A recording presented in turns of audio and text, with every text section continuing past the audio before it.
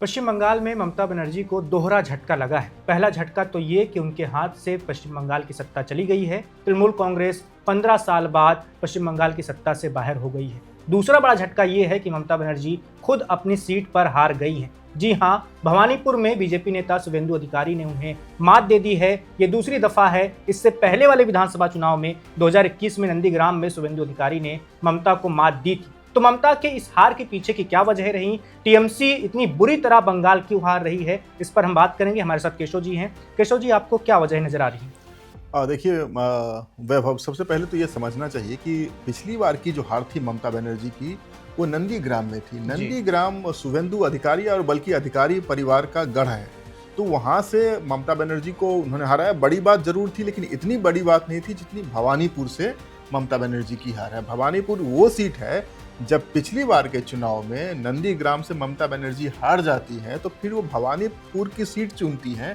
और वहाँ से जो विधायक होते हैं वो खाली करते हैं, वो चुन के आती हैं। अच्छा, भवानीपुर कहाँ है? कलकत्ता की सीट है।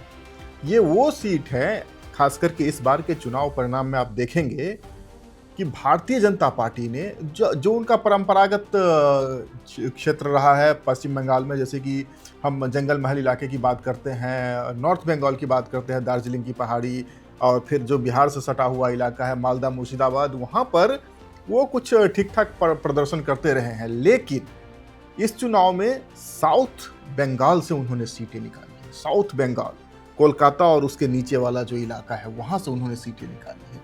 और ये तथाकथित बंगाली कुलीन वर्ग, जो बांग्ला भद्रलोक कहते हैं, उनका इलाका है। ये परंपरागत रूप से पहले कांग्रेस के वोटर थे, फिर वो सीपीएम में उनके कुछ हिस्से रहे, लेकिन उसके बाद टीएमसी में बहुतायत में ये लोग वोट करते थे। पहले पश्चिम बंगाल में भारतीय जनता पार्टी ने जो ओबीसी कम्युनिटी है और जो बाहरी कम्युनिटी है, उसके माध्यम से अपना इनरोड तैयार किया। उसके बाद वो जो एंटी माइनॉरिटी वोट है या प्रो हिंदुत्व वोट कह सकते हैं, उसको उन्होंने ग्रैब करने की कोशिश की। और ये जो कदम था उनका इस चुनाव में, उन्होंने दो स्ट्रेटजी लगाई है। एक तो जो पश्चिम बंगाल में ममता बनर्जी का कोर वोटर 3M, आप समझिए, एक मुस्लिम, तो मुस्लिम ममता बनर्जी से अलग नहीं हो सकता है। दूसरा मतुआ, और तीसरा महिला। मतुआ समुदाय पश्चिम बंगाल में वो लोग हैं जो बांग्लादेश से आए और उनका रहन सहन आदिवासियों के जैसा है। उनको उम्मीद थी कि CAA के बाद उनको नागरिकता मिलेगी, लेकिन उसमें देर होता देख पिछले चुनाव में 2021 के चुनाव में कहा जा रहा था कि मतुआ समुदाय बीजेपी को वोट करेगा और बीजेपी पिछली बार ही सत्ता में आने के सपने देख रही थी, लेकिन मतुआ ने वोट कर दिया ममता बनर्जी को। लेकिन 2024 के चुनाव में फिर से मतुआ समुदाय का रुख होता है भारतीय जनता पार्टी के साथ, जो कि इस बार भी बना हुआ है। अब आते हैं खासकर भवानीपुर सीट पर, तो यहाँ पर महिला वोटों का भी कुछ न कुछ खेला हुआ है। बिल्कुल, क्योंकि आरजी कर वाला मामला हो या बशीरहाट वाला मामला हो, बीजेपी ने इसको शांत नहीं होने दिया।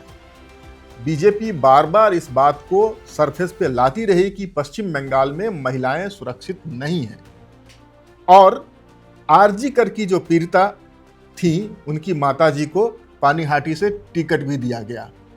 अब उसका एक सांकेतिक प्रभाव तो पड़ता ही है। पश्चिम बंगाल के खास करके जो अर्बन कंस्टिट्यूएंसीज हैं, वहाँ पर महिला और पुरुष वोटर्स की संख्या लगभग समान है, और ये बहुतायत में मुखरता के साथ निकलकर वोट करती हैं।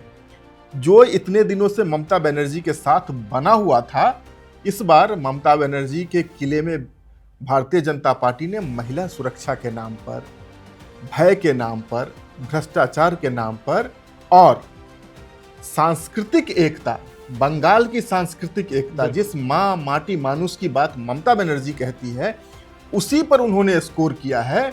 और उसी का नतीजा है कि पश्चिम बंगाल की निवर्तमान मुख्यमंत्री ममता बनर्जी अपने सबसे पसंदीदा इलाके भवानीपुर से हार जाती है। बिल्कुल, आपने सही कहा। और बांग्ला संस्कृति जो बात कर रहे हैं, सोनार बांग्ला नाम दिया था, और जो बिल्कुल। भी बधाई संदेश आ रहे हैं बीजेपी नेताओं की ओर से, उसमें इसका जिक्र जरूर हो रहा है।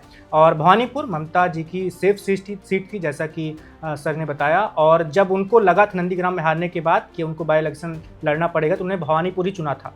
50,000 से ज़्यादा वोटों से जीती भी थी वो 2021 में, लेकिन इस बार उन्हें 15,000 से ज़्यादा वोटों से शुभेंदु अधिकारी ने मात दे दी है। यानी अब ममता बनर्जी विधानसभा में भी नहीं दिखने वाली हैं। अगर वो जीत जाती तो हो सकता था उन्हें नेता प्रतिपक्ष बनाया जा सकता था टीएमसी की ओर से। तो देखते हैं, चुनाव से जुड़ी हुई और भी तमाम खबरें जानने के लिए आप बने रहिए वन इंडिया के साथ। और बीजेपी की इस जीत के बाद देखते हैं कि सीएम किसे बनाया जाता है, और बीजेपी से जुड़ी हुई खबरें जानने के लिए भी आप लगातार वन इंडिया पर बने रहिए। Subscribe to One India and never miss an update. Download the One India app now.